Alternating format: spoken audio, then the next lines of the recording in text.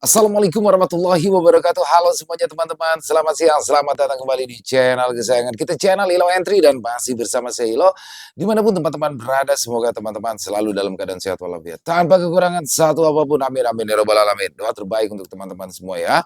Dan pada kesempatan yang baik ini akhirnya kita akan membawakan kisah Xinjiang. Wow, kota iblis Xinjiang, kisah dari Sinta Diary akhirnya kita bawakan juga. Dan kami ucapkan terima kasih kepada Sinta Diary atas izinnya untuk kami membawakan kisah yang luar biasa ini. Dan juga ya buat teman-teman yang suka baca bisa mengunjungi karya karsa dari Sinta Diary ya. Oh, kisahnya keren-keren banget di sana teman-teman. Dan sebelum kita masuk ke dalam kisahnya, buat teman-teman mungkin yang belum subscribe bisa diklik dulu tombol subscribe-nya, jangan lupa lonceng notifikasinya juga dinyalakan agar teman-teman selalu mendapatkan notifikasi dari konten-konten yang akan kami upload di setiap harinya. Dan untuk channel Ilo Entry ini kami upload setiap hari teman-teman ya, setiap siang jam 12 siang waktu Indonesia bagian Barat. Nggak pakai berlama-lama lagi nih, pasti udah pada nggak sabaran kan untuk masuk ke dalam kisahnya. Kita langsung saja masuk ke dalam kisahnya. Dari halaman belakang rumah Bang Ilo kita menuju ke negeri Cina.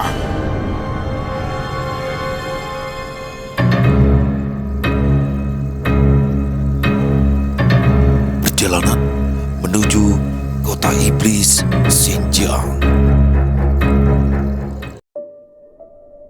Dalam perjalanan waktumu, kami adalah saksi di mana kau tak mampu untuk melanjutkan, namun dengan semangat serta pengorbananmu, kini kami mampu melanjutkan sisanya. Tim Explore Diary. Kehidupanku masihlah sendiri. Di kontrakan kecil di ujung desa, aku pun masih suka menyendiri dan jarang bersosialisasi. Meski aku sendiri, aku selalu ada teman gaib yang senantiasa menemaniku tanpa rasa bosan. Dia adalah teman sekaligus istri gaibku, Sinta, seorang putri dari kerajaan Peri Langit. Dan juga ada mbakku Neni yang kadang bernyanyi seakan mencoba untuk menghibur kesendirianku. Begitu juga dengan Om Gen yang usil yang suka berbincang-bincang menghilangkan penatku, serta kucing besar yang selalu mengingatkanku ketika bahaya datang. Saat itu, tahun 2017, di mana aku memulai untuk liburan ke Cina bersama dengan tim Diary. Perjalanan kami ke Cina ini, sebagian besar lainnya adalah untuk mengakhiri aktivitas kegoiban. Tim Diary terbentuk dari 13 orang dan masing-masing dari mereka memiliki kemampuan yang berbeda-beda serta pendampingnya. Tentu, dari 13 orang tersebut, yang paling menonjol adalah Ki Jaka Guntur dan pendampingnya Yada Subali. Ya, menonjol dalam ucapannya yang nomor 1. Tim sudah berkumpul dan bersiap untuk berangkat. Kami 13 orang, nanti akan disebutkan nama sesuai alur. Kami sudah berkumpul di rumah Desta jauh-jauh hari, tentu sudah kami persiapkan semuanya dari mulai tiket dan perlengkapan yang harus dibawa. Sore itu, kami rombongan berangkat ke Jakarta dari Bandara Adi Sucipto, Yogyakarta. Kami tiba di Bandara Soekarno-Hatta sekitar jam 8 malam lewat. Kami pun masih menunggu lama karena keberangkatan ke Cina tepatnya di Bandara Hong Kong hampir jam 12 malam baru akan berangkat sampai di Hong Kong pagi, kurang lebih pukul 6. Kira-kira perjalanan 5 jam. Satu hari kami berada di Hong Kong dan lanjut menuju ke provinsi Qinghai. Disinilah pegunungan Kunlun berada dan juga tanah iblis Xinjiang. Dari Hong Kong menuju ke Qinghai kurang lebih 1 jam menggunakan jalur udara. Kami pun sampai di Qinghai setelah mencari penginapan terdekat dengan pegunungan Kunlun. Kami pun mencari info soal misteri di daerah tersebut. Pegunungan Kunlun, Outer Gates of Hell, adalah pegunungan terpanjang di Asia dan tentu sangatlah misterius. Ada sebuah mitos yang kami dengar langsung dari penduduk sekitar, kisah Dewi Bulan dan legenda siluman ular putih. Entah itu benar adanya, apa cuma benar-benar mitos, disinilah kami akan membuktikannya. Tentunya kami juga tak bisa sembarangan begitu saja. Kami diperkenalkan oleh penduduk sekitar, seorang ahli spiritual yang bernama Suhu Yusen. Jika diartikan adalah guru spiritual semesta. Suhu, Benarkah di puncak pegunungan Kunlun benar adanya hidup seorang bidadari Dewi Siwangmu? Tanya Rizka dengan bahasa Mandarin. Menurut pandangan mata batin saya, itu benar adanya saudaraku sekalian. Dewi Siwangmu berada di puncak pegunungan Kunlun. Namun tak pernah ada manusia zaman sekarang yang mampu untuk sampai di puncaknya. Jangankan di puncaknya, melewati lembahnya saja itu mustahil. Terang Suyo. Manusia zaman sekarang tak mampu bahkan hanya melewati lembahnya. Apa dulunya ada yang pernah sampai di puncak Kunlun, Suyo? Lanjut Rizka bertanya. Menurut cerita, turun-temurun, zaman dahulu kala, puncak Kunlun adalah sumber bagi orang-orang untuk mencari kesaktian dan ilmu bela diri. Konon katanya, ada obat mujarab yang bisa membuat hidup abadi, seperti Dewi Bulan. Lanjut Suyu menjelaskan. Apa Dewi Bulan itu manusia, Suyu? Kata Rizka. Jadi begini saudara sekalian, Dewi Bulan itu pada awalnya adalah manusia. Dan sampai sekarang, penduduk Cina, khususnya yang berada di wilayah Kunlun, selalu memberikan penghormatan setiap tahunnya. Dan kisahnya adalah seperti ini. Ya, pada setiap tanggal 15 bulan 8 penanggalan bulan adalah tradisi merayakan pesta pertengahan musim gugur di Cina. Bulan pada hari tersebut tampak lebih besar, lebih bulat, dan juga lebih terang.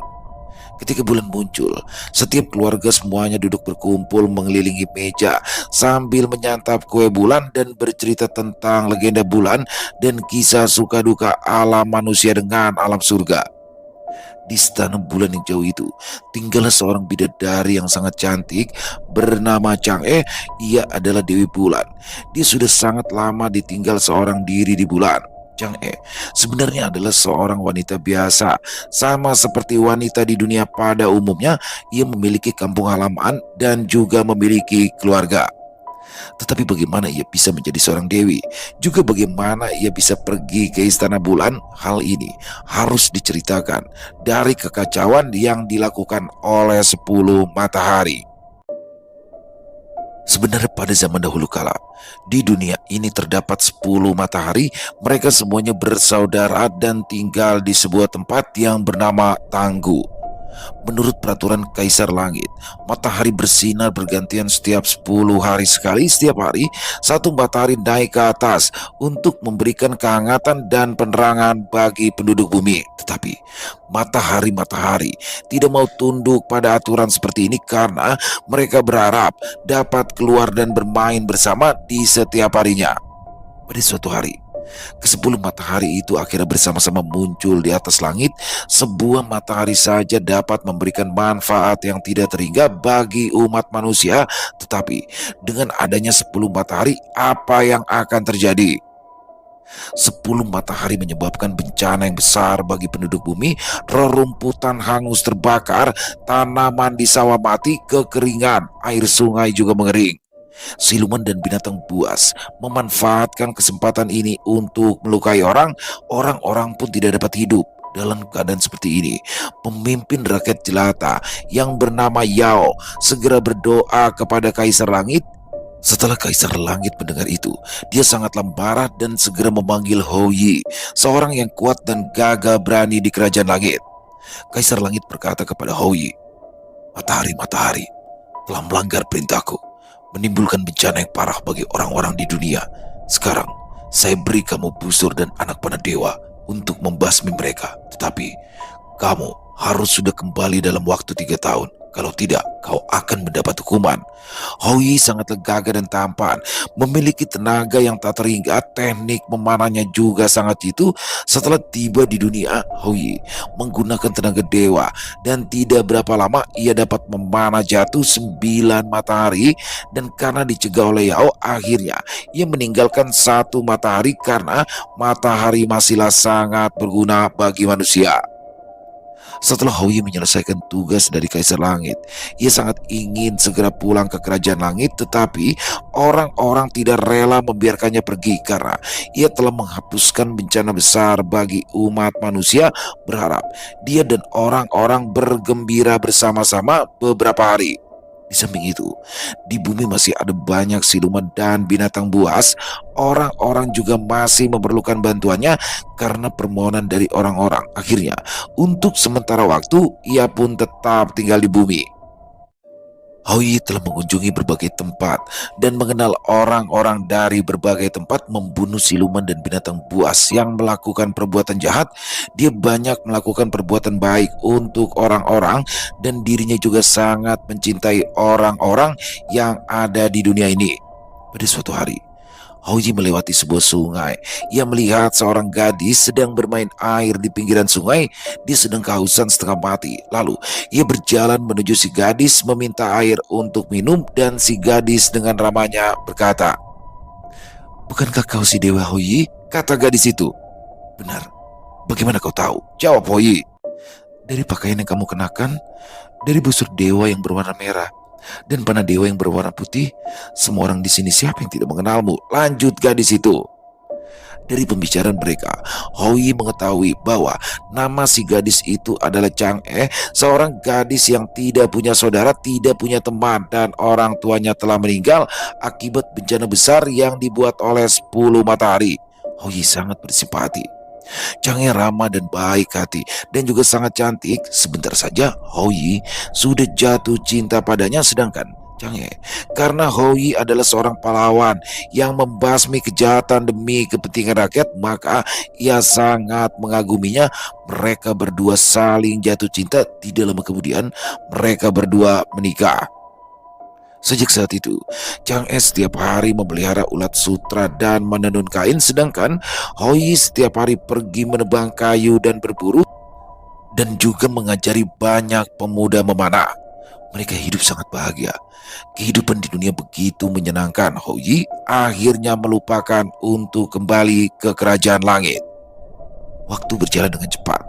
Dalam sekejap, sudah 3 tahun, batas waktu yang diberikan Kaisar Langit kepada Hoi telah lewat. Hoi malah tidak mau kembali ke kerajaan langit. Melanggar peraturan Kaisar Langit ini sangat tidak dibenarkan. Kaisar Langit menganggap jika Hoi telah menghina kemuliaannya, sehingga sangatlah marah, lalu menghapuskan kedudukan Hoi di langit dan menyuruh Hoi agar selamanya tidak kembali lagi ke kerajaan langit. Menghadapi hukuman dari Kaisar Langit, Hoi sama sekali tidak menyesal karena ia mencintai kehidupan manusia, mencintai istrinya yang cantik, dan demi istrinya ia rela menjadi seorang manusia biasa. Tetapi hari-hari yang dilalui sebagai manusia tidaklah sama dengan menjadi dewa di kerajaan langit. Dulu ia memiliki kekuatan yang tak pernah habis-habisnya untuk digunakan, tapi sekarang setiap hari ia harus berangkat pagi dan pulang malam. Kadang-kala merasa sangat letih dan dia merasa dirinya telah berubah menjadi tua. Ini membuat hatinya menjadi sangat tidak nyaman. Chang'e melihat suaminya memiliki rasa gundah, lalu menenangkannya. "Hidup di dunia ini sangat baik. Hidup kita bahagia. Apalagi yang membuat kamu bersedih, suamiku?" kata Chang'e. "Dunia manusia memang baik, tetapi hidup manusia ada batasnya. Kita pastilah akan mati pada suatu hari nanti, dan kita pasti akan berpisah," jawab Hoi sedih. "Kamu pernah menjadi dewa, suamiku. Pasti mengetahui suatu cara agar hidup abadi," kembali Chang'e mengatakan sebuah kalimat yang telah mengingatkan Hoi pada sesuatu. "Ya, dulu aku pernah mendengar Dewi Suangmu yang tinggal di atas Gunung Kunlun memiliki semacam obat panjang umur. Namun untuk mendapatkan obat semacam itu sangatlah sukar. Tidak tahu apakah dia di sana masih punya atau tidak. Lagi pula jalan ke sana sangatlah jauh, membutuhkan banyak waktu. Aku benar-benar tidak ingin meninggalkanmu," jawab Hoi. "Jika ada obat itu, bukankah kita dapat hidup bersama selamanya?" balas Chang'e kembali. Hoi kemudian berpikir sejenak, kemudian bertekad untuk pergi, dan Chang'e selalu mempersiapkan makanan dan perlengkapan untuk Hoi dan mengantarnya pergi. Gunung Kunlun adalah sebuah gunung dewa di Nirwana, sangat curam dan berbahaya. Dewi Siwangmu tinggal di puncak gunung tersebut. Hoi mendaki gunung-gunung, menyeberangi sungai-sungai, melewati hutan yang lebat, telah berjalan melalui padang pasir yang luas. Akhirnya sampailah ia di sana. Setelah bertemu dengan Dewi Siwangmu, Hoi menerangkan maksud kedatangannya. Sebelumnya, Dewi Siwangmu sudah mengenal Hou Yi dan karena ia telah memberantas kejahatan demi umat manusia, maka Dewi Siwangmu sangat bersimpati padanya, juga sangat menghormati, menyetujui permohonannya. Dewi Siwangmu memerintahkan penjaga khusus yaitu burung berkaki tiga untuk mengambil obat panjang umur.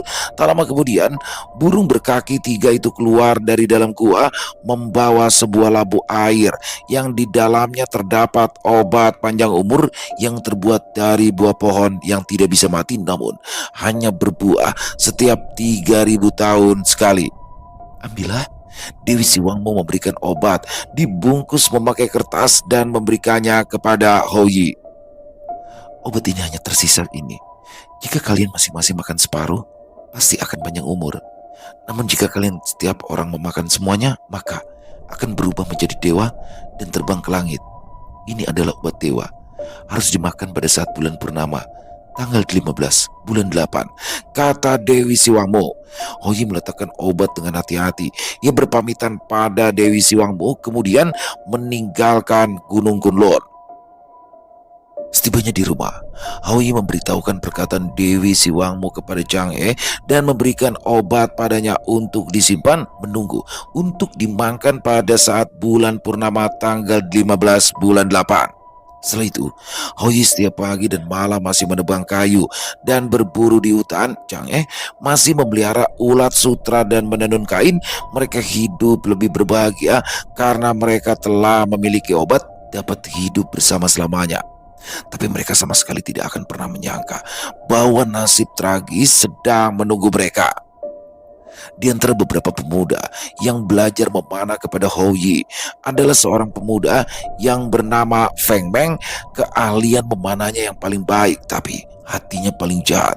Feng Meng iri terhadap kemampuan Hou Yi. Setiap hari ia mengharapkan gurunya sendiri cepat mati karena pada saat itu Hou Yi adalah pembuat busur dan anak panah yang paling baik. Sejak mengetahui Hou Yi ternyata telah mendapatkan obat panjang umur, ia pun semakin membenci Hou Yi. Maka ia telah mengatur siasat yang keji. Pada tanggal 15 bulan 8, di saat bulan purnama sudah muncul, Chang'e sudah membuat makanan dan menunggu Yi pulang. Pada saat itu, tiba-tiba saja pintu terbuka, seseorang berlari masuk. Brak! Cepat berikan padaku obat panjang umur yang diberikan Dewi Siwangmu pada suamimu, kata Feng Meng. Chang'e sangat terkejut dan heran. Kau bukanlah Feng Meng, murid suamiku. Bagaimana kamu, kata Chang'e yang kemudian terpotong. Jangan banyak bicara. Cepat serahkan obatnya. Kalau tidak, aku tidak akan segan-segan lagi padamu, kata Feng Meng sambil berkata dan segera mendekati Chang'e. Kemudian Chang'e berpikir dalam keadaan apapun, tentu saja dia tidak akan memberikan obat yang telah didapat suaminya dengan susah payah. Ia perlahan-lahan mengambil obat dari samping tubuhnya. Ketika Feng Meng akan mengulurkan tangannya untuk mengambilnya, tiba-tiba Chang'e malah memasukkan obat itu ke dalam mulutnya dan menelannya, kemudian berbalik keluar dan melarikan diri. Ia berlari keluar rumah dan merasa sekujur tubuhnya berayun-ayun ringan. Kedua kakinya secara tidak sengaja telah meninggalkan tanah. Segumpal awan putih menyangganya dan terbang ke udara setibanya di langit. Di sekeliling sunyi dan sepi. Di bawah kaki adalah tanah yang berwarna abu-abu. Di atas kepala adalah langit biru yang gelap. Hanya ada sebuah bulan purnama yang besar dan bulat. Sekarang tidak mungkin aku bisa pulang ke rumah, Chang'e bergumam. Ia berpikir Dewi Siwangmu pernah berpesan bahwa jika pada saat bulan purnama memakan obat tersebut, pastilah ada sesuatu di atas bulan purnama. Ia masih dapat melihat kampung halamannya sendiri, melihat tempat yang pernah dilalui saat hidup bersama dengan Hou Yi. Oleh karena itu, dia pun segera terbang untuk menuju istana bulan. Hou Yi pulang dari berburu, melihat di dalam kamar sangat berantakan dan istrinya sudah tidak ada, obat pun tidak ada. Berulang kali ia memanggil-manggil istrinya namun tidak ada jawaban. Dia tidak mengetahui apa yang telah terjadi di dalam hati. Ia merasa khawatir lalu segera keluar untuk mencari istrinya. Tidak terfikirkan olehnya bahwa Feng Meng yang licik dan kejam itu pada saat yang bersamaan bersembunyi di hutan kecil yang ada di luar rumah Hou Yi. Pada saat Houyi berjalan dengan tergesa-gesa, tiba-tiba saja Feng Meng melompat keluar, memegang sebatang tongkat persik yang besar dengan marah. Ia memukul ke arah kepala belakang Houyi. Houyi yang sedikit pun tidak berhati-hati terhadap serangan tersebut segera menemui ajalnya di bawah pukulan Feng Meng. Setelah mengetahui kejahatan yang dilakukan oleh Feng Meng, murid-murid Houyi yang lainnya segera menangkap dan mengikatnya pada sebuah pohon menggunakan anak panah, lalu memanahnya mulai dari tangan, kaki, perut, dan leher hingga Feng Meng mati tersiksa. Feng Meng pun akhirnya tidak pernah menjadi ahli memanah yang terbaik di dunia. Orang-orang segera memakamkan Houyi demi mengingat jasa-jasanya membasmi kejahatan di bumi. Di setiap rumah melukis gambar Houyi dan digantung di kamar, menghormatinya sebagai dewa Zongbu, yaitu dewa yang bisa mengusir kekuatan jahat dan melindungi rakyat. Setelah Chang'e tiba di istana bulan, dia tidak dapat terbang lagi dan telah menjadi dewi yang abadi untuk selamanya. Tahun-tahun berlalu, Chang'e seorang diri tinggal di istana bulan. Setiap malam, ia memandang kampung halamannya sendiri, merindukan orang yang dicintainya. Setiap tanggal 15 bulan 8, sebuah bulan purnama yang bersinar di langit, menyebarkan cahaya perak yang berwarna keabu-abuan. Pada saat itu, di bumi bisa merasakan sinar bulan ini begitu lemah lembut, begitu penuh kasih sayang, dan lagi membuat orang begitu terpesona. Itu dikarenakan Chang'e selalu merindukan kampung halamannya dan terkenang akan Houyi. Begitulah yang dijelaskan oleh Suhuyu sambil matanya yang sipit berkedip-kedip ketika berucap di setiap kalimatnya.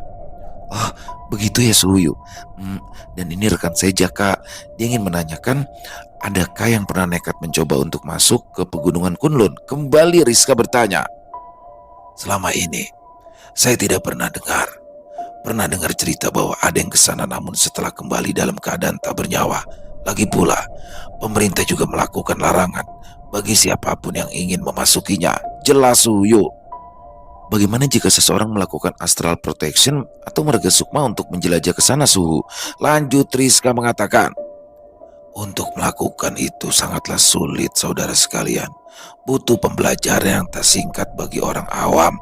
Kata Suhu yang sedari awal tak tahu bahwa kami 13 orang adalah anak-anak yang jauh melampaui dia. Sebenarnya kami pun ragu dengan Suyu.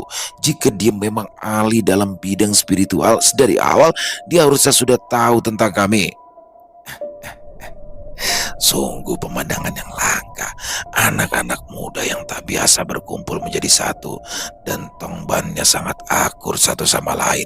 Tongban adalah pendamping gaib. Seorang kakek berkata ketika melewati kami dengan bahasa Indonesia yang masih kurang fasih. Ternyata kakek tersebut adalah... Langit terasa agak mendung. Semuanya berkumpul di rumah mewah dengan 2 lantai milik seorang miliuner yang bernama Desta. 12 orang telah hadir di sana. Tori, Jaka, Desta, Yuda, Rama, Rizka, Margareta, Rio, Diva, Devi, Raka, dan Narendra. Semuanya berkumpul dengan semangat. Segala keperluan masing-masing sudah dipersiapkan. Paspor sudah diurus jauh-jauh hari. Meskipun semua biaya Desta yang menanggung, tentunya mereka harus memiliki persiapan sendiri untuk keperluan pribadi masing-masing. Untuk masalah penginapan, transportasi, dan lain sebagainya sudah dijamin oleh perusahaan milik Paman Desta yang saat itu telah diambil alih oleh anaknya. Paman Desta memiliki perusahaan besar yang ada di Cina dan tentunya memiliki pengaruh yang cukup kuat di sana. Jadi untuk sekedar hidup di Cina, membiayai puluhan orang tidak masalah. Lagi pula Desta juga memiliki saham tak sedikit di perusahaan pamannya tersebut. Untuk nama perusahaan kami privasikan karena pihak perusahaan Paman Desta tidak ingin disebut mengenai perjalanan kami ini. Jadi kami akan samarkan untuk nama perusahaannya dan kami menyebutnya sebagai perusahaan Docuxing. Teman-teman sekalian, sekali lagi aku katakan, mungkin saja perjalanan ini akan sangat berbahaya dan mungkin akan memiliki level yang jauh lebih tinggi dibandingkan bertemu dengan Raden Ronggo beberapa bulan atau tahun yang lalu saat kita menghadapinya di alam Merapi. Aku juga tahu kalian semua sudah menjadi lebih kuat. Tapi sekali lagi, aku katakan, Aku minta maaf yang sebesar-besarnya apabila sesuatu terjadi di luar kendali. Karena memang aku yang mengajak kalian. Jadi sebetulnya aku tidak siap jika harus membahayakan keselamatan kalian dalam perjalanan ini. Jelas, Desta? Ya, aku mengerti apa yang dikhawatirkan oleh Desta. Jadi sekarang ini bukanlah sekedar berlibur ke luar negeri, tapi kita memiliki tujuan yang lebih penting. Sudah, abaikan misi kita.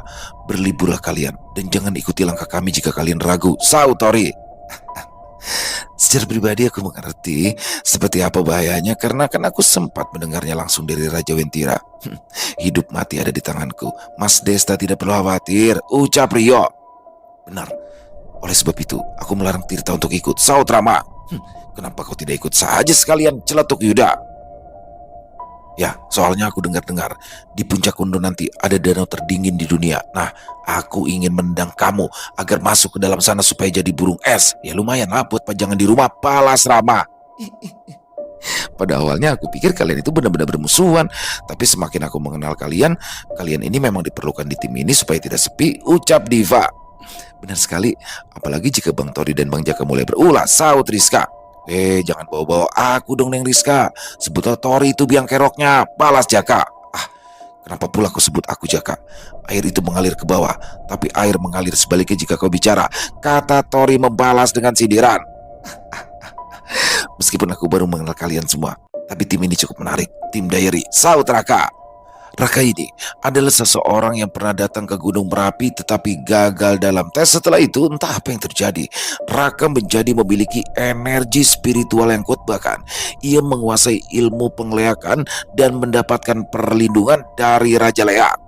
Begitu, mereka masih belum segera pergi karena jam terbangnya malam sekitar pukul 8 atau 9. Tentunya mereka berangkat dari Jakarta, tapi karena masih menunggu seorang lagi, mereka masih belum beranjak dan masih ada di rumah Desta. Sebagian lainnya sudah tiba di rumah Desta, bahkan ada yang 1 minggu sebelum keberangkatannya sudah stay di rumah Desta. Kali ini mereka menunggu seseorang yang jarang pernah disebutkan di diary, karena dia bukan bagian dari diary. Dia adalah Aditya, cucu dari Mbah Sastro yang tak asing lagi pernah ikut bertarung di Alam Merapi. Saat itu, setelah selesai di Alam Merapi, Jaka berinisiatif bertemu dengan Mbah Sastro dan Aditya di hotel yang tak jauh dari Villa Desta. Setelah Jaka mengantarkan Rio dan lainnya ke bandara, dari situ Jaka mendapatkan kontak mereka dan saling berinteraksi mengenai hal-hal spiritual. Saat Alam Merapi diserbu oleh pasukan merah, Aditya berkontribusi besar dalam mempertahankan Alam Merapi. Aditya adalah spiritual yang bergerak secara individu.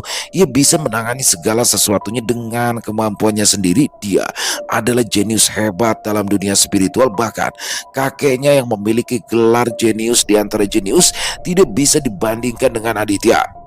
Aditya sempat menolak beberapa kali saat Desta mengajaknya pergi ke Sumatera atau hanya sekedar menjelajah di alam sekitaran Pulau Jawa. Namun Aditya sangat tertarik dan ingin ikut saat kami ingin pergi ke kota iblis Xinjiang. Sekitar pukul 9 pagi, Aditya tiba di rumah Desta. Karena Aditya membawa mobil sendiri untuk transportasi ke bandara, kami tidak bingung lagi. Salam kenal semuanya. Bagi yang belum mengenal saya, nama saya Aditya. Maaf jika saya terlambat, ucap Aditya. Jadwal keberangkatan ke Jakarta nanti sore hari, Mas Adit. Masih lama, balas Desta. Udah, ayo masuk dulu Mas Adit, sarapan dulu ya, kata Jaka. Terima kasih, jawab Aditya. Kini 13 orang telah berkumpul. Mereka mulai saling mengakrabkan diri masing-masing. Dan waktu tak terasa sudah mulai sore. Mereka mulai berkemas dan berangkat ke Bandara Adi Sucipto, Yogyakarta. Sampai di Jakarta kurang lebih pukul 8 malam. Karena waktu telah mepet, mereka tidak bisa pergi kemana-mana, tinggal menunggu maskapai siap dalam perjalanan. Setelah sampai di Hong Kong, mereka harus menuju ke tujuan mereka di Provinsi Qinghai, lalu menuju Xinjiang yang tidak jauh dari Moguicheng atau kota iblis Xinjiang berada. Setelah mengurus segala sesuatunya seperti penginapan dan lain sebagainya, mereka bertemu dengan seorang pemandu sekaligus seorang ahli spiritual yang bernama Su Yan. Dia menceritakan panjang lebar mengenai asal-usul legenda Putri Chang'e. Di setiap katanya, Su Hui seperti orang kelilipan yang membuat Jaka risih melihatnya. Di tempat yang sama, ada seorang kakek yang melewati mereka. Kakek tersebut berbicara dengan bahasa Indonesia yang masih kurang fasih. Pemandangan yang langka, anak-anak muda yang luar biasa berkumpul menjadi satu. Tetapi tongban mereka akur satu sama lain. Ucap kakek tersebut. Akung Ji, Anda Akung Ji bukan? Sapa Suyu matanya berkedip-kedip. Ah, Yusen, apa yang kau lakukan di sini, Palas Akung Ji? Ah, kebetulan mereka ini turis dari Indonesia dan ingin tahu tentang sejarah Kunlun dan sisinya, kata Suyu. Salam Akung Ji, kami dari Indonesia. Tadi kami sempat mendengar Akung bicara Indonesia. Apa maksud dari perkataan Akung? Tanya Rizka. Salam kenal semuanya. Aku Jishi, panggil saja Akung Ji. Aku tinggal tak jauh dari sini. Apa kalian mau mampir? Akung Ji memberikan penawaran. Akung Ji, mereka ini ingin jalan-jalan dan ingin tahu lebih banyak cerita mengenai wilayah kita. Aku akan memandu mereka untuk ke tempat yang bagus, sahut Suyu. Ah, terima kasih Suyu, tapi kami ingin mampir ke tempat beliau karena kami rasa beliau bisa bahasa Indonesia, jadi komunikasi kami bisa lebih lancar, ucap Rizka. Baik, jika begitu, jika kalian butuh sesuatu, aku tinggal di ujung desa Magong, ucap Suyu. Ya udah, pergi aja kau daripada aku congkel matamu itu, kata Jaka dalam bahasa Indonesia yang tak mungkin diartikan oleh Suyu. Sama Mas Jaka, dari tadi aku juga pengen nyulok tuh matanya, saut Rama. Akung Ji, apa boleh kami mampir ke tempat Akung? Maaf jika merepotkan. Ayolah, apa yang direpotkan? Kami sudah lama tidak kedatangan tamu. Istriku pasti senang melihat kalian, ucap Akung Ji. Di setiap perjalanan di kawasan desa Magong, semuanya menyapa dengan baik, terutama kepada Akung Ji karena beliau adalah salah satu penduduk desa tertua di kawasan tersebut. Akung Ji dulunya juga seorang instruktur bela diri dan juga seorang ahli spiritual yang sebenarnya. Langit biru cerah dengan banyak pemandangan pohon-pohon yang tumbuh di sepanjang pegunungan Kunlun. Rumah Akung Ji juga berada di salah satu bukit yang sangat asri. Tentu saja tidak hanya rumah Akung Ji saja, ada beberapa penghuni lainnya juga. Udara panas dan dingin menjadi satu. Rombongan desa sangat beruntung datang ke sana saat musim kemarau karena jika saat musim dingin tiba, banyak akses jalan yang ditutup dan juga suhu dinginnya bisa mencapai kurang lebih -30 derajat. Meskipun bukan suhu terdingin di seluruh Cina, dengan suhu seperti itu sudah cukup membuat seseorang kedinginan. Rumah Akung Ji juga nampak biasa. Ada bangunan dari tanah liat, seperti gua yang difungsikan sebagai kandang sapi dan babi. Tapi rata-rata mereka memelihara babi. Meskipun ada beberapa yang memelihara sapi, tapi pemandangan di sekitar rumah Akung Ji tak kalah indah dari tempat-tempat wisata pegunungan yang ada di Indonesia. Istriku, kemarilah istriku. Lihat siapa yang aku bawa, teriak Akung Ji memanggil istrinya. Ada apa sih Kung? Memang siapa yang kau bawa kemari? Jawab istri Akung Ji, Nyonya Pang. Perkenalkan, dia istriku, namanya Pang, tapi nama Indonesianya Wakinem. Istriku itu asli Indonesia, kata Akung Ji. Salam Nyonya Pang. Salam, kata Diva dan Devi dan Rizka. Oh, kalian dari Indonesia toh. Sini semuanya nak. Ayo makan. Mau minum apa? Jangan sungkan-sungkan di sini ya. Panggil saja aku Nenek Pang. Balas Nenek Pang bersemangat. Nyonya Pang tidak memiliki keluarga di Indonesia. Dia hidup di panti asuhan sejak bayi hingga dewasa. Nyonya Pang bertemu dengan Akung Ji di Indonesia. Kemudian Akung Ji menikahinya dan mereka tinggal di Cina. Setiap Nyonya Pang bertemu turis dari Indonesia, ia selalu bersemangat dan menganggapnya seperti anak atau saudara. Meskipun Nyonya Pang sudah menjadi warga negara Cina, dia tetap tidak melupakan tanah kelahirannya, Indonesia. Ini sudah sore. Kalian semua tidur di sini ya. Ada banyak makanan loh. Kalian yang muslim tidak perlu khawatir. Masakanku pasti dijamin halal. Ucap Nenek Pang. Jangan begitu, Pang. Mereka ini adalah turis yang ingin jalan-jalan. Jangan kau tahan mereka. Balas Akung Ji. Rizka menerjemahkan apa yang dikatakan Akung Ji kepada semuanya. Aku tidak keberatan tinggal di sini beberapa hari. Jika memang tidak merepotkan Akung Ji dan juga Nenek Pang, ucap Tori. Tentu tidak. Ya, tinggallah beberapa hari, besok kita akan potong sapi, kata Nenek Pang bersemangat. Semuanya juga tidak keberatan. Kami tahu bagaimana rasanya rindu akan kampung halaman dengan bertemu kami. Nenek Pang bisa bernostalgia dan bicara dengan bahasa Indonesia dengan kami secara lancar. Menurut Akung Ji, istrinya sudah lama tidak berjumpa dengan orang Indonesia, sekitar 20 tahunan. Anak-anaknya semua berada di kota dan juga mereka tidak bisa bahasa Indonesia dengan lancar. Setelah makan malam, kalian jangan ada yang keluar. Di sini tuh kawasan angker, banyak nugui yang berkeliaran. Dan hantu itu cukup berbahaya, tapi kalian aman kalau berada di dalam rumah. Jelas Nenek Pang. Nugui itu apa Nepang? Tanya Reta. Oh, itu adalah sosok roh jahat, hantu wanita dengan pakaian merah. Selain itu roh jahat ini sangat menyeramkan, ucap Nenek Pang serius sambil memotong beberapa jamur enoki. Jangan kau takuti anak-anak muda ini dengan dongeng yang menakutkan. Mereka tidak takut dengan roh-roh seperti itu, saut Akung Ji.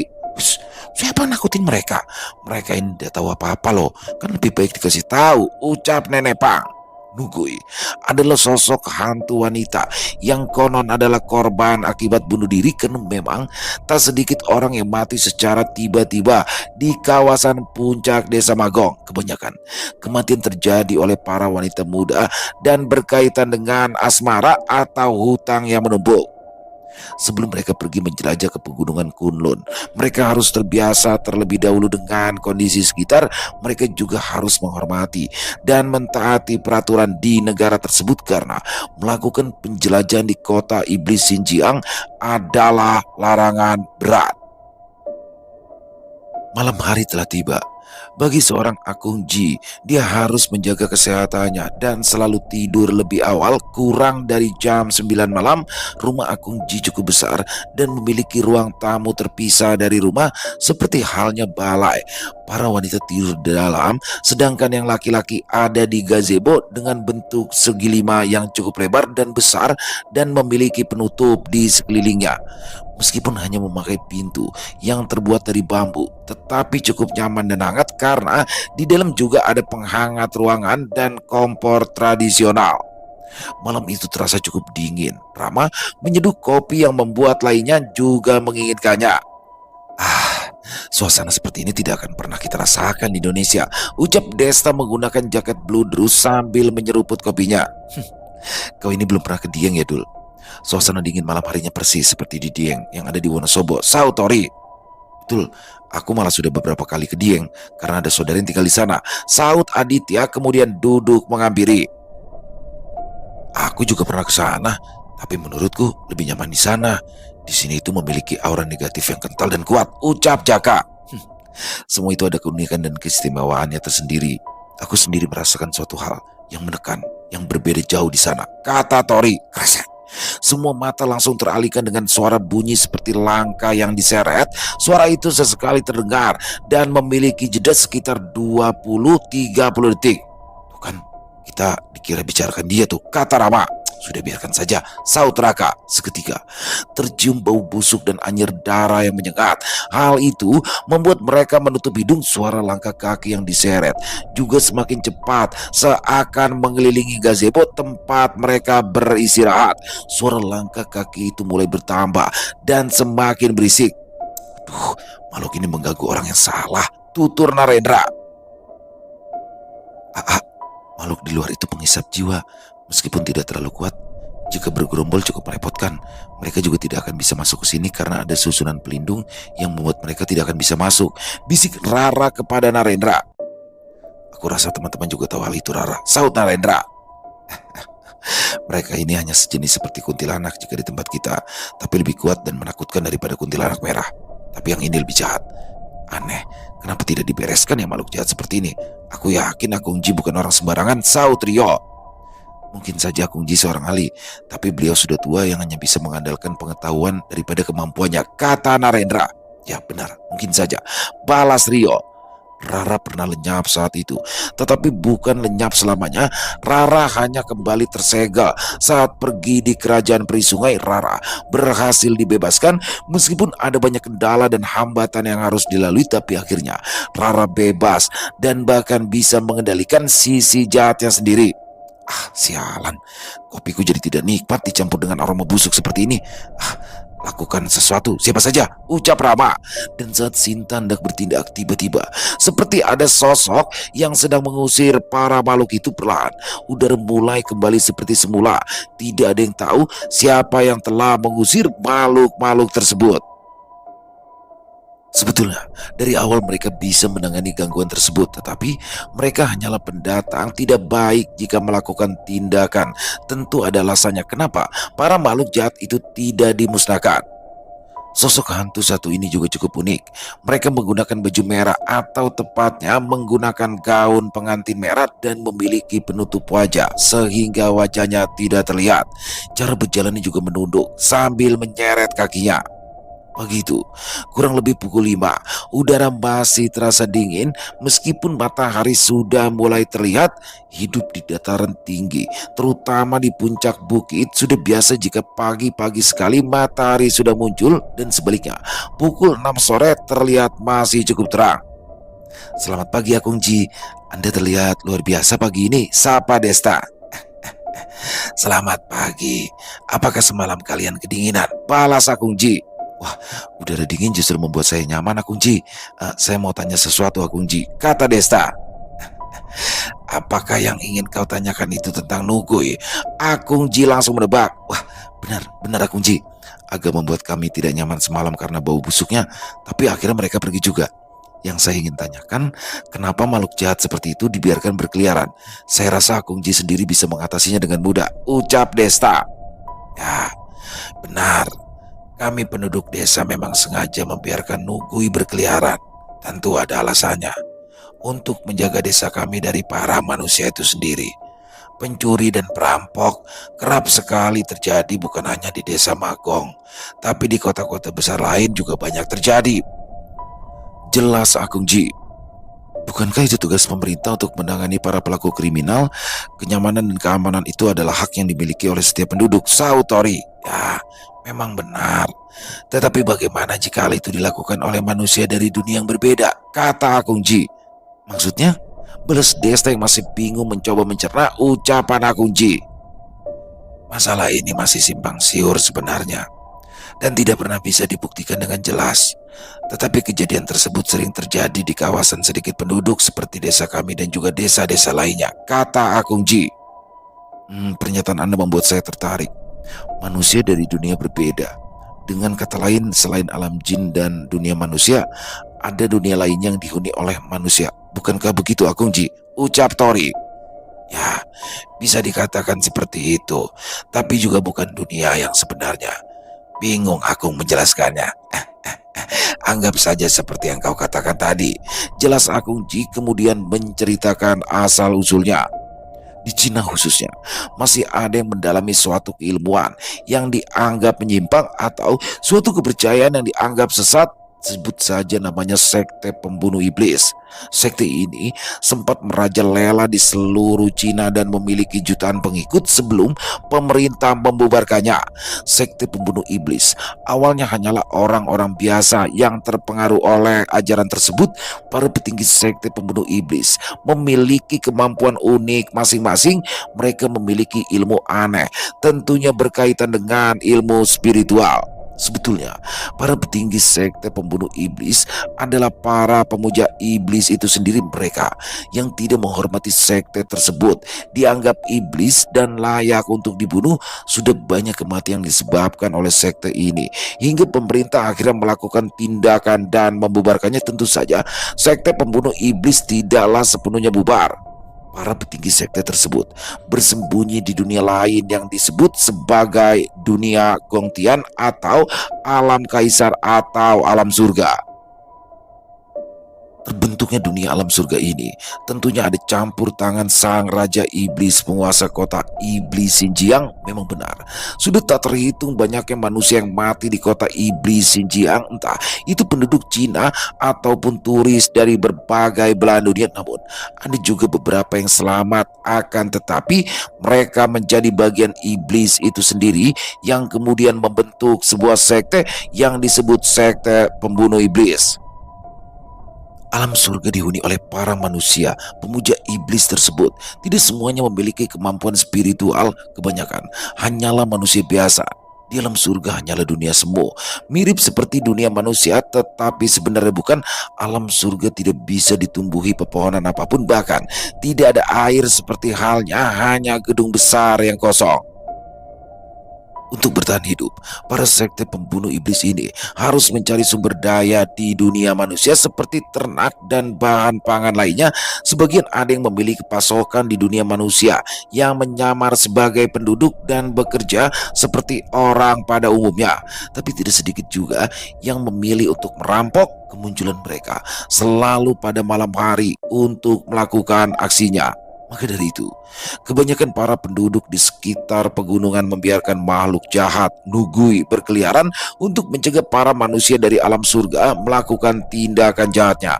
Tentu saja, banyak ahli spiritual yang mencoba untuk mencari tahu keberadaan alam surga untuk memberikan pelajaran, tapi tak seorang pun mampu melakukannya. Bahkan malah ada beberapa ahli spiritual yang justru terjerumus dan bergabung dengan sekte tersebut. Sehebat apapun seorang ahli spiritual akan tunduk atau mati jika berhadapan dengan sekte pembunuh iblis, karena sekte ini dilindungi oleh sosok iblis yang sangat kuat. Desta hanya berandai-andai, apa mungkin pamannya menghilang karena sekte tersebut, tapi paman Desta adalah sosok yang kuat secara fisik dan batin. Mbah Petruk bahkan mengakui kemampuannya, jadi tidak mungkin sekte tersebut bisa macam-macam dengannya. Rumit juga ya. Apakah Akung Ji pernah melakukan perlawanan kepada sekte tersebut? Tanya Rama. Tidak. Aku hanyalah seorang pemaham, bukan ahli dalam melakukan aksi spiritual, jawab Akung Ji. Lalu datanglah beberapa orang lelaki parubaya menyapa Akung Ji. Mereka adalah orang-orang penduduk sekitar yang siap membantu untuk memotong sapi. Pagi itu, ramai-ramai mereka menyaksikan pemotongan sapi. Nenek Pang bersama Rizka dan lainnya pergi menyiapkan bumbu dan segala macamnya. Seekor sapi gemuk itu diolah dengan berbagai jenis masakan. Tentu saja ada yang memotong babi. Ya, mereka sangat suka babi panggang atau babi guling. Masak-masak bersama seperti itu sering mereka lakukan bukan hanya saat kedatangan rombongan Tori saja tentunya. Sekitar 30-an orang berada di sana untuk membantu. Kurang lebih pukul 3 atau 4 sore semuanya sudah selesai. Ada sekitar 10 masakan yang berbeda termasuk babi panggangnya. Tentunya arak terbaik tidak ketinggalan dan semuanya bersuka cita menikmati hidangan tersebut. Wah, aku tidak menyangka akan seenak ini babi panggangnya, ucap Reta sambil menggigit kulit babi seperti kerupuk. Aku bahkan belum pernah makan yang seperti ini saat di pedalaman. Ini benar-benar enak, balas Yuda. Kalian juga cobalah babi guling ini. Enak dan lembut, tidak seperti sapi yang berserat banyak. Tidak usah takut dosa, Tuhan kalian ada di Indonesia bukan? Ucap salah satu penduduk desa. Bisa saja Paman, terima kasih Paman. Jangan coba-coba kau meracuni para tamuku yang tidak boleh memakan babi, ucap Nenek Pang. Tidak Bibi, aku hanya bercanda, balasnya. Sore itu, Tori, Desta dan Jaka kembali ke penginapan dengan alasan ada sesuatu yang harus diambil dan yang lainnya tetap berada di desa Magong. Dul, apa kau berpikir sekte sesat itu ada hubungannya dengan hilangnya pamanmu? Tanya Tori. Ya, aku tidak yakin, Des. Paman tidak akan mudah untuk dikalahkan. Dalam hal bakat, bahkan kakekku Mbah Wongso tidak ada apa-apanya jika dibandingkan dia. Jika dibandingkan denganku, aku rasa paman jauh lebih berbakat, balas Desta. Ya jika begitu, sudah jelas dong bahwa hilangnya pamanmu pasti berkaitan dengan pusat kota iblis Xinjiang. Kita hanya ingin mencari informasi saja, tidak lebih dari itu, kata Jaka. Ya Mas Jaka, aku tahu, balas Desta.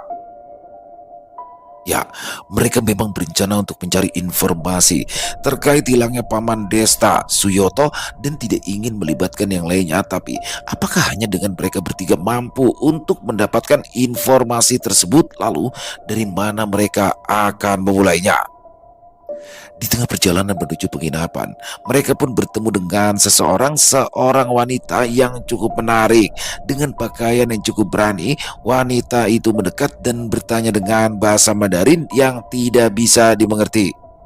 "Eh, Tolong dengan bahasa Inggris. Maaf, kami tidak begitu fasih dalam bahasa Mandarin karena kami adalah turis," ucap Desta dengan bahasa Inggris. Maaf mengganggu waktu kalian. Bolehkah saya minta waktu sebentar? Perkenalkan, nama saya Ling," kata wanita tersebut. Apa yang bisa kami bantu?" balas Desta. Wanita itu mengoceh panjang lebar. Seperti sales menawarkan sesuatu, wanita itu meminta nomor telepon karena hanya Desta yang memiliki nomor telepon, jadi hanyalah Desta yang dimintai nomor telepon. Setelah mendapatkan nomor telepon, wanita itu pun langsung pergi. Suasana di sekitar penginapan cukup ramai karena daerah tersebut adalah area pemukiman yang cukup padat penduduk dan juga tempat wisata. Mereka bertiga langsung masuk ke salah satu penginapan dan langsung beraga sukma. Seketika, dunia berubah saat mereka keluar dari penginapan. Sangat ramai sekali makhluk-makhluk aneh yang sedang melakukan aktivitasnya. Rata-rata memiliki wujud seperti manusia dan menyerupai dewa-dewi seperti di agama Hindu Buddha. "Bagaimana menurutmu dengan dunia ini, istriku?" ucap Tori. "Sangat menakjubkan, tapi semakin unik dunia ini tentunya akan semakin berbahaya," jawab Sinta. "Buruk, sangat buruk. Jangan sampai Anda menuju terlalu dalam, Tuan," ucap Sri Kandi lemah lembut yang tiba-tiba muncul. Sinta sudah tahu sebelumnya tentang Sri Kandi, jadi tidak ada yang perlu diperdebatkan. "Kita tidak akan memaksakan diri. Jika situasi berbahaya, kita akan langsung menyudahinya," kata Desta. "Apapun keputusan Tuan, aku akan mematuhinya," sahut Janoko. "Ayo berangkat, tetap berhati-hati. Uta, ayo semuanya naik." Jaka memanggil Uta. Semuanya pun naik ke punggung Uta dan langsung pergi. "Kemana kita akan pergi, Jaka?" tanya Tori. "Kita akan pergi ke pinggiran kota iblis Xinjiang. Tidak perlu sampai masuk sih. Kita akan cari informasi saja di sekitarnya," jawab Jaka. Setelah Uta terbang beberapa saat, mereka dihadang oleh raksasa besar di hadapannya. "Berhenti kalian!" Suara raksasa itu menggema. "Apa-apaan ini? Belum juga kita melakukan sesuatu, langsung aja kena masalah. Apa benar kalian berdua ini membawa sial?" ucap Desta. "Bukan aku, tapi itu dia tuh, Jaka yang membawa sial," sahut Tori berbisik. Aku dengar apa yang kalian katakan," kata Jaka yang duduk di kepala naga Uta. Uta langsung berhenti dan turun ke daratan. Raksasa itu juga mengecil hingga hanya sebesar pohon kelapa. "Kalian ingin kemana?" ucap Akungji. "Akungji, apa yang Anda lakukan di sini?" kata Desta. "Seharusnya aku yang bertanya kepada kalian," balas Akungji.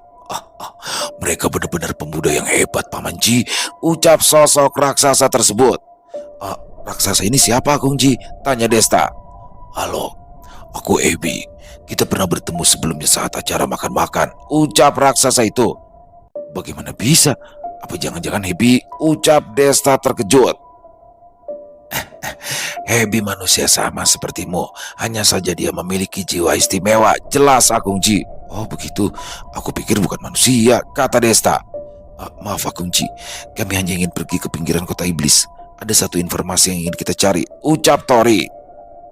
"Bukankah Yusen pernah menjelaskan kepada kalian kalau tempat itu terlarang karena satu alasan? Meskipun kalian melakukan perjalanan roh sekalipun," balas Akungji yang dimasukkan adalah Meraga Sukma. "Saya hanya ingin mencari tahu informasi tentang keberadaan pamanku, Akung. Kami tidak akan pergi ke dalam kota iblis," kata Desta. "Seperti yang aku duga, kalian tidak tahu apa-apa. Kalian tidak akan mendapatkan informasi apapun jika ke sana. Jika kalian ingin informasi, maka kalian harus pergi ke kota terlarang. Semua informasi ada di sana. Mungkin di sana ada informasi yang kalian cari," balas Akungji. Kota terlarang. Tori dan yang lainnya bertanya-tanya. Ya, kota terlarang adalah pusat pemerintahan di seluruh alam tersebut. Penghuni kota iblis Xinjiang tidak bisa bergerak secara bebas karena adanya kota terlarang ini yang secara umum melindungi dan menahan para iblis dari tanah kematian Xinjiang. Meskipun tidak sepenuhnya bisa menahan pergerakan para iblis di tanah kematian, kota terlarang setidaknya bisa mengurangi pergerakannya hingga 80%. Kota terlarang dihuni oleh 5 kaisar sekaligus dari era dinasti yang berbeda: Xia, Xiang, Zhou, Qin, Han. Setiap kaisar memiliki tugas masing-masing untuk menjaga agar penghuni kota iblis tidak keluar. Peperangan dengan para iblis sudah terjadi jutaan tahun yang lalu. Hingga saat ini para kaisar harus membentuk strategi 5 unsur untuk menahan para iblis keluar. Setiap panglima perang yang ditugaskan memegang 5 unsur yang berbeda untuk menahan para iblis tersebut. Di dalam kota terlarang juga berdiri pagoda 5 unsur sebagai pusat strategi yang para kaisar ciptakan, sekaligus sebagai tempat untuk menilai bakat seseorang. Semakin tinggi bakat seseorang akan semakin dihormati. Dalam pagoda 5 unsur memiliki 5 inti elemen, yaitu api, air, angin, tanah, dan petir. Sedangkan elemen kegelapan dan cahaya itu bukanlah suatu elemen inti. Kedua elemen ini tercipta dari gabungan 3 elemen. Contoh: api, angin, dan air akan menciptakan elemen cahaya, dan petir, angin, dan tanah akan menciptakan elemen kegelapan, dan masih banyak perpaduan elemen lainnya. Dan untuk bisa menemui kelima kaisar, setidaknya memiliki satu elemen dengan kemurnian 75%, dan itu sudah dianggap sebagai seorang jenius sejati karena hanya para kaisar dan keturunannya yang memiliki kemurnian elemen hampir 100%, itu pun rata-rata di atas 90%, dan di bawah 100% hanya mereka yang memiliki bakat yang super langka yang bisa mencapai kemurnian elemen 100%. Ternyata seperti itu. Hampir saja kami melakukan hal yang ceroboh. Terima kasih atas peringatannya, Akung Ji, ucap Tori. Ya, tidak masalah. Aku tahu kalian bertiga akan melakukan sesuatu. Maka dari itu, aku dan Happy sengaja menyusul kalian, balas Akung Ji. Lalu di mana lokasinya kota terlarang itu? Tanya Desta. Cukup jauh dari sini. Ikut aku. Ada cara yang lebih mudah untuk pergi ke sana, ucap Akung Ji. Asik, kita mau pergi ke kota terlarang. Aku sudah lama ingin mengetes perkembanganku, kata Happy senang. Bakatmu buruk, Happy. Kau sudah bisa mencapai tingkatan saat ini adalah sesuatu yang hebat. Tapi kali ini jika kau bisa mencapai 50% kemurnian elemen, mungkin saja kau bisa diakui oleh salah satu kaisar, sahut Akung Ji. Jangan begitu, Paman Ji. Berikan aku sedikit semangat, rengek Happy. Lebih baik aku jujur daripada kau kecewa, kata Akung Ji. Akung Ji pergi ke pusat kota Bagong dan tidak terlalu jauh dari penginapan Desta dan lainnya. Di tengah kota ada tugu yang di atasnya memiliki lambang kura-kura. Itu adalah simbol yang dimiliki kota tersebut dan juga salah satu daerah kekuasaan Kaisar Zhou yang memiliki elemen tanah. Tentunya ada 4 kota lainnya juga. Tidak jauh dari tugu kura-kura ada pintu portal yang cukup besar, sekitar 20 meter tingginya dan lebar 10 meter. Portal ini disebut sebagai portal kura-kura. Selain bisa digunakan untuk pergi ke kota terlarang, portal tersebut juga menghubungkan 4 portal lainnya di kota lainnya, yaitu portal naga, Phoenix, harimau, dan ikan mas. Berbaris yang rapi, semuanya akan mendapatkan giliran, ucap penjaga portal Kung. Wah, Edian, besar juga gerbang portalnya, kata Desta terkejut. Untuk memasuki portal ini ada biaya. Bukan uang atau benda yang pernah kalian lihat di dunia manusia, tapi batu jiwa. Batu jiwa didapatkan dari makhluk yang sudah mati. Semakin kuat makhluk tersebut akan memiliki batu jiwa yang berharga, jelas Akung Ji. Apa yang dimaksud Akung Ji King Soul seperti ini? Balas Tori sambil mengeluarkan manik merah. Dari mana kau mendapatkan batu jiwa merah, nak? Segera sembunyikan, bisik Akung Ji. Kebetulan tempat kami juga ada wilayah menghasilkan batu jiwa. Tidak aku sangka di sini juga sama, kata Tori. Di sini batu jiwa dibagi menjadi 5, putih, hijau atau biru, ungu, kuning, emas, merah. Tapi ada satu bola jiwa istimewa, yaitu bola jiwa berwarna pelangi. Sepertinya Kunji, kami sudah tahu informasi batu jiwa tersebut. Balas story. Baiklah. Jadi akan lebih mudah kalau begitu. Untuk memasuki portal diperlukan satu buah batu jiwa biru. Jelas Kunji. Batu jiwa di alam Cina ini digunakan sebagai sarana untuk meningkatkan kemampuan mereka dan juga sebagai alat tukar atau pembayaran setelah beberapa saat menunggu antrian. Akhirnya giliran rombongan Tori. Hei Patwaji, mau kemana kau kali ini? Tanya penjaga portal kura-kura yang bernama Kung. Kami ingin ke kota terlarang, Kung. Ya, siapa tahu nasib kami baik kali ini. Palas Kung Ji. Halo Jenderal Kung, kau semakin tampan saja. Sapa Hebi? Kau ini, jangan buat aku terlihat konyol dengan pujianmu itu. Sana cepat pergi. Banyak yang masih antri di belakang kalian, kata Kung. Apakah ini cukup untuk rombongan kami? Ucap Tori memberikan batu jiwa emas. Ini berlebihan. Satu batu jiwa ungu sudah cukup untuk kalian bersepuluh masuk. Palas Kung. Terima saja Kung, anggap saja itu bonus, ucap Kung Ji. Ya benar, apa yang dikatakan oleh Kung Ji. Tori menambahkan. Aku tidak tahu dari mana kau menemukan orang kaya seperti ini Patwaji. Baiklah, aku terima. Siapa namamu kawan? Kata Kung. Aku Tori. Baiklah, akan aku ingat kau di masa depan. Jika ada masalah di kota ini, kau bisa mencariku. Terima kasih atas kebaikanmu, kata Tori. Itu sudah semestinya. Semoga kalian beruntung di kota terlarang. Balas Kung sambil melambaikan tangan.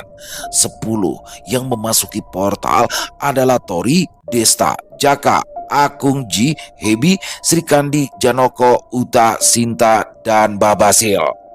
Selesai. Wow, luar biasa kisah petualangan Tori di kota Iblis Xinjiang. Jadi saya emang nggak tahu kenapa ya.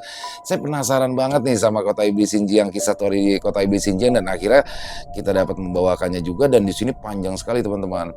Ada total 7 season untuk Xinjiang ini, tapi keren banget karena bener-bener di luar negeri ya mainnya. Jadi ada 13 orang berangkat ke Xinjiang untuk membantu menemukan keberadaan pamannya Desta. Pastinya seru banget.